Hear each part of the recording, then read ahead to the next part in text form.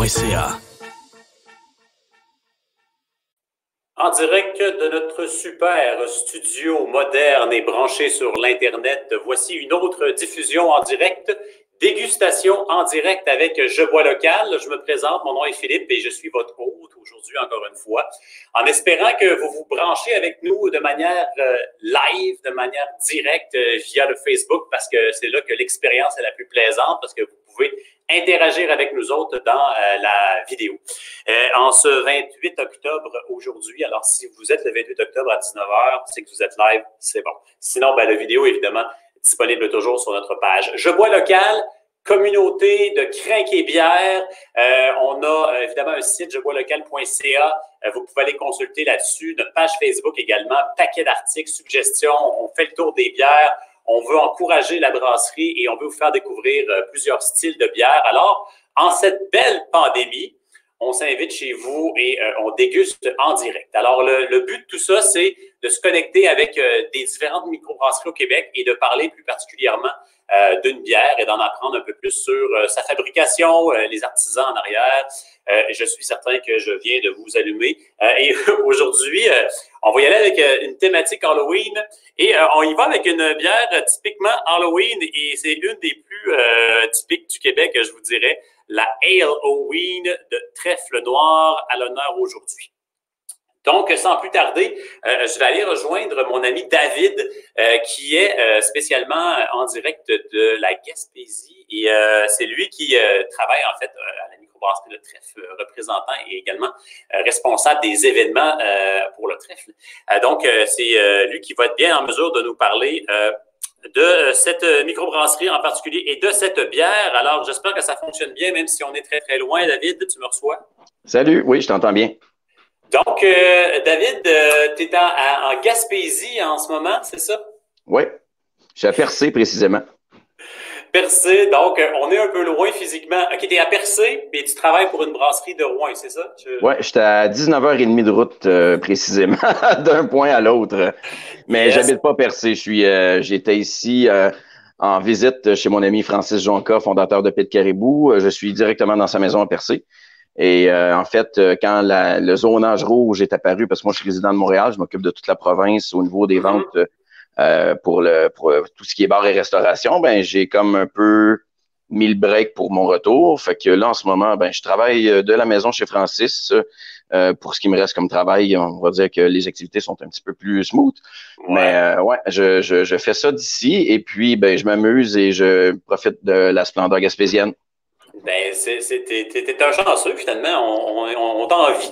Donc, aujourd'hui, David, tu es là pour nous parler de cette bière spéciale qui s'appelle la Halloween. Juste avant d'embarquer Oui. dans cette bière-là, j'aimerais ça que tu nous parles un peu du trèfle. Je pense que beaucoup de monde qui vont écouter cette vidéo-là, qui connaissent le trèfle noir à Rouen. Parle-nous donc un petit peu brièvement de l'historique de cette microbrasserie. Microbrasserie fondée par un couple appelé Alexandre Groux et Mireille Bournival. Ce sont deux gens formidables qui ont décidé de partir la première brasserie artisanale de l'Abitibi, tout simplement. Et tu vois, Mireille étant originaire de là, a décidé que c'est là que ça allait se passer. Fait que c'est la première brasserie de l'Abitibi. Petit couple qui avait à l'époque 24 ans. On démarrait ça en formule brewpub dans un tout petit local qu'ils ont toujours. 11 ans plus tard. Donc, maintenant, la production n'est plus brewpub. C'est maintenant une usine qu'on a ailleurs dans le parc industriel de Rwanda. Mais somme toute, ouais, c'est une histoire assez... on va dire que ça s'est fait spontanément. Alexandre était brasseur chez McCausland à l'époque et a décidé de partir sa petite bébelle à lui. Et tu vois, c'est ça, là, 2009 et l'embouteillage a commencé en 2012. Et maintenant, ben, 8 ans plus tard, on a passé à la canette aussi dans les dernières années. On produit 2200 hectolitres par année, ce qui veut dire 220 000 litres de bière qu'on distribue dans à peu près 500 points de vente à travers le Québec. Comme tu le disais, il y a eu l'époque bouteille. Maintenant, on reconnaît aussi les petites cannes. D'ailleurs, dans les photos qu'on vous montre actuellement dans le vidéo, vous allez voir, vous allez reconnaître d'ailleurs ces petites cannes-là. Une brasserie qui a toujours été très fidèle au modèle microbrasserie, hein, qui est restée aussi collée sur ses sources, qui s'est pas trop égarée dans les modes et dans les diverses modes. c'est ça. Elle est restée fidèle à elle-même. Je pense que c'est ce que je retiens beaucoup de Trèfle Noir. Oui, tu veux dire quoi? Ben, j'allais dire, oui, effectivement, on est resté petit. On aime ça être une petite gang. On est 7 employés seulement au trèfle au niveau de la brasserie, une dizaine de personnes au niveau du pub. On est une petite gang qui s'aime bien. On est à peu près tous des chums à la base, ou sinon on l'est devenu à travers le milieu de la microbrasserie avec les années. Parce que moi, j'ai un bagage d'une dizaine d'années en festival, entre autres, pour d'autres brasseries, dont le Loup Rouge défunt, et le défunt Le Rouge, oui, la Gabière et le Trèfle Noir. Donc, à travers les rencontres qu'on a fait, ben, on est tous devenus des chums. Puis finalement, Alexandre, lui, ça il tentait de travailler avec ses chums. Puis, ben, on a pas mal fini chez eux.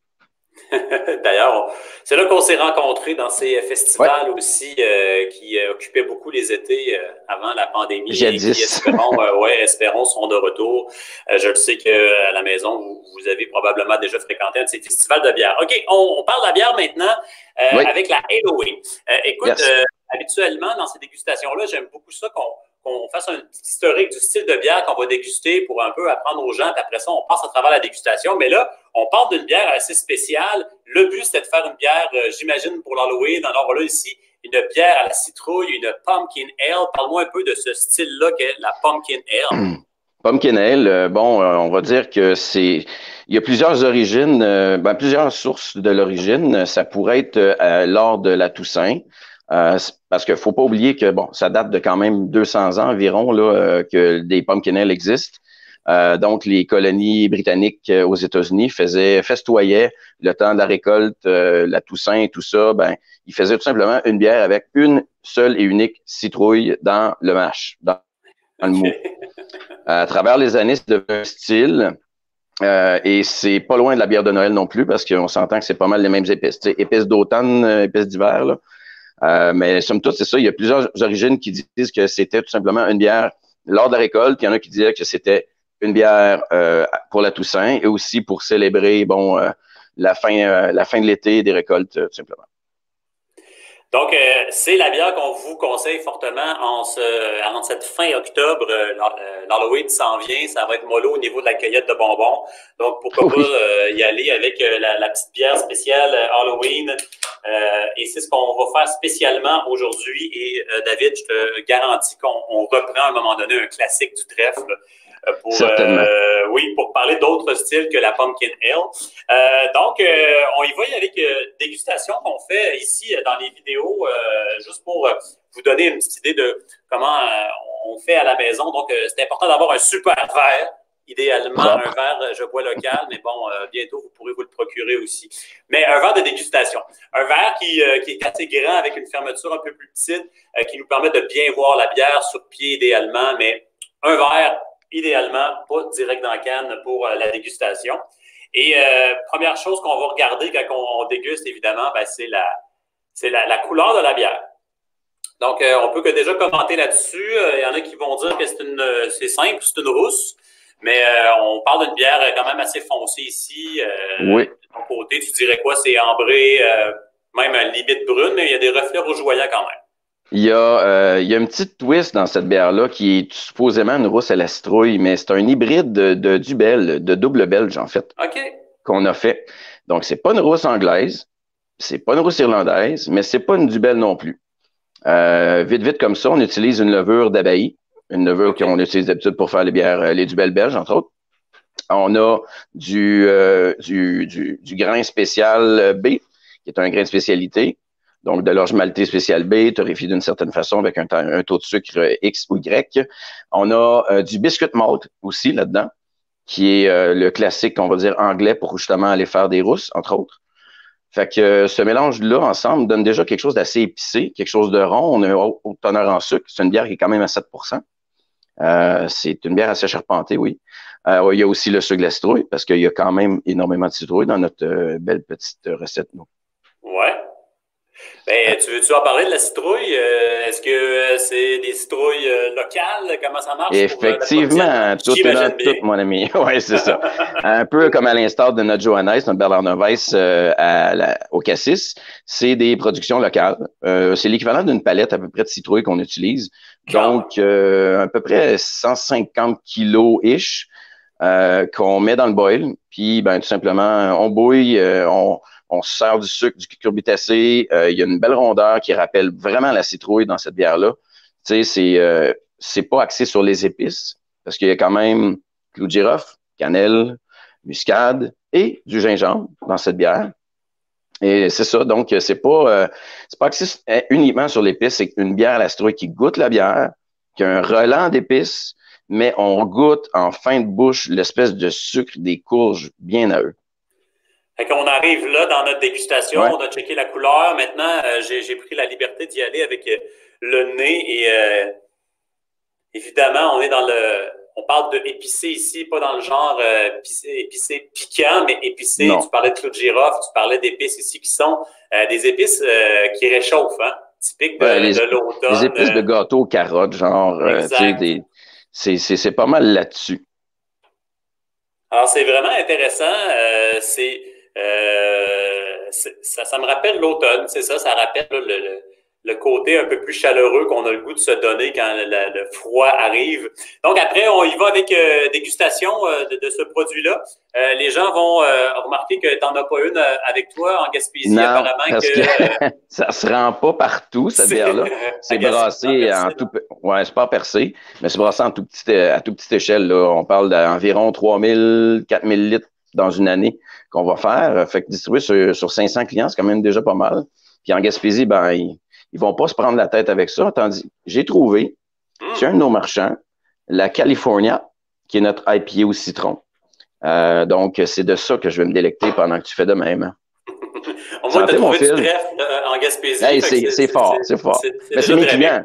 C'est mes clients. Fait que je savais aussi en avoir. Donc, côté dégustation, on s'attend à une bière épicée. Donc, on est un petit peu hors norme dans les bières. Là. On n'est pas dans les IPA ici, on n'est pas dans les bières sûres. Et c'est vraiment en bouche aussi ce qui frappe. C'est le côté vraiment épicé, aromatisé de la bière. Mais tu parlais d'une belle rondeur aussi tantôt avec justement tout ce légume qui est ajouté. Je me trompe pas? Citrouille, légumes, ça doit être. Je pense que on le saura plus tard. Hey, on faudrait demander à la tomate, voir. On pourrait demander à la tomate, voir. Donc, il y a une belle rondeur, on reprend là, avec justement ces maltes, comme tu disais, qui rappellent un peu les bières brunes belges. Fait que c'est vraiment ce qu'on goûte là-dedans. Donc, santé à la maison, bonne bière de citrouille, bonne Halloween. Salut David en Gaspésie et on goûte encore à cette Halloween. Yes. Bière spéciale pour l'Halloween ici au Québec. Moi, je vais avoir une question pour toi ensuite. Oui. Ben, écoute, je me demande juste pour finir là-dessus, là, on a vraiment le côté belge. Tu as raison, là, le côté. C'était ma prochaine belge est vraiment, vraiment présent. Et je suis d'accord aussi avec toi sur le fait que le côté épicé, il n'est pas trop extrême. Ça rappelle certaines levures belges très, très, très phénoliques, phénoliques qui amènent ce parfum-là très épicé. Fait que c'est ce que tu voulais me demander. Ben oui, mais c'était surtout en ta qualité de brasseur, ta qualité d'homme d'expérience de bière. Tu l'aurais-tu deviné si je te l'avais pas dit? Je sens une signature belge. Pour vrai, là, j'aurais dit, hey, c'est sans rappeler là, les grosses bières belges très, très parfumées par la levure là, qu'on peut goûter. Et moi, je vais t'avouer sincèrement, le côté des épices ajoutées à la bière, c'est pas quelque chose que j'aime beaucoup. Mais ici, on est dans tu l'as dit au début, là, c'est très équilibré quand même. Et on est vraiment vers le côté plus bière belge. Donc, c'est fortement buvable, je dirais, moi, cette Halloween. Puis autrement, plus buvable maintenant qu'on l'a fait en 355 ml versus en 500 ml en bouteille auparavant. Fait que là, on peut vraiment dire que c'est une bière de dégustation à ce niveau-là. Hey, on me suggère à l'oreille ici que c'est bien un fruit. Ah, ben merci, les maraîchers. La courge. Alors, Halloween, trèfle noir, bière à la citrouille disponible un peu partout au Québec, évidemment. Les bières du trèfle sont faciles à trouver maintenant en petites cannes et certains brassins spéciaux aussi en bouteille. Hein. Même plus bouteille, on a vraiment mis fin à ça. Ah oui, on a des gros canons qui s'en viennent dans les prochaines semaines, en canette encore une fois, des trucs barriqués assez wild, merci. Ben ouais, quand des fêtes arrivent, j'imagine que vous y avez pensé. Oui, mais habituellement, c'est des bières qu'on sortait l'été. Mais là, étant donné la situation, notre calendrier de production a été vraiment chamboulé. Là. Mais non, il va y avoir deux beaux trucs qui s'en viennent. Puis la canette est de mise, encore une fois, pour des trucs de dégustation comme ça. C'est aussi les bières probablement les moins chères que vous allez trouver dans ce niveau-là, parce qu'on a vraiment beaucoup plus de facilité à envoyer notre bière de Rwanda ailleurs. Faut pas oublier qu'il faut payer ça, ce transport-là de 7 heures de route. Fait que c'est moins pesant, c'est moins coûteux, ça prend moins de place, c'est moins coûteux. Fait que c'est moins coûteux pour vous autres. Puis sinon, j'allais dire de quoi, puis je m'en souviens plus. Ben oui, là, maintenant, on est produit régulier dans à peu près tous les GA du Québec. OK. Fait que quelqu'un qui se demanderait où trouver ça, ben il sera pas obligé de m'écrire directement puis de me demander où le trouver dans son coin. La plupart des GA ou sinon tous les dépanneurs de bières spécialisées du Québec. Tu parlais de bière barriquée en canette, hein? C'est un préjugé qui est quand même assez qui perdure. Je pense que les gens aussi associent la bouteille au côté festif, prestigieux, exactement. Mais n'oublions pas que le contenant, un coup fermé, même lui, est complètement fermé à la lumière. Et ensuite de ça, de toute façon, ces deux bières-là, mes amis, vous les buvez dans un verre, hein? Vous ne buvez pas dans la canne. Donc, une fois rendu dans le verre, la différence, c'est impossible de savoir si ça a été en canette ou en bouteille avant. Peut-être pour les bières qui peuvent être refermentées en bouteille, il peut y avoir là, quand même peut-être un intérêt, mais encore là, il y en a qui sont refermentées en canette. Nos amis de Riverbend ont été les premiers à faire des expérimentations de refermentation en canette et ça marche très bien, ça a l'air. Merci beaucoup, David, de ton temps pour cette bière-là. Ça m'a fait plaisir, Phil. On aura un autre rendez-vous pour une autre des bières de Trèfle Noir éventuellement. Un classique de chez nous, sûr et certain, parce que celle-là sort du lot. C'est la bonne saison pour la boire, mais il y a des bières encore plus classiques et vraiment typiques de Trèfle Noir à découvrir. Salutations à vous autres en Gaspésie. Merci, mon cher. À très bientôt, David. À bientôt. Et de mon côté, il me reste à vous remercier d'avoir été là. Partagez notre vidéo un peu partout sur la toile à vos amis. Suivez jeboislocal.ca. On y a un marché de la bière où vous pouvez en ce moment encourager vos brasseries locales. C'est assez facile. Vous pouvez acheter en ligne la bière, aller la récupérer sur place et ça inclut aussi toutes les brasseries qui sont sur notre site, qui sont artisanales, donc qui ne peuvent pas vendre en magasin. Vous pouvez acheter également là, mais vous allez récupérer sur place. Donc, c'est encore là un super service qui est offert, en plus de toute l'information et ce qui est disponible sur jeboislocal.ca. Donc, merci beaucoup d'avoir été là. Là-dessus, laissez-moi juste mettre mon vidéo de fermeture et de vous souhaiter à la prochaine.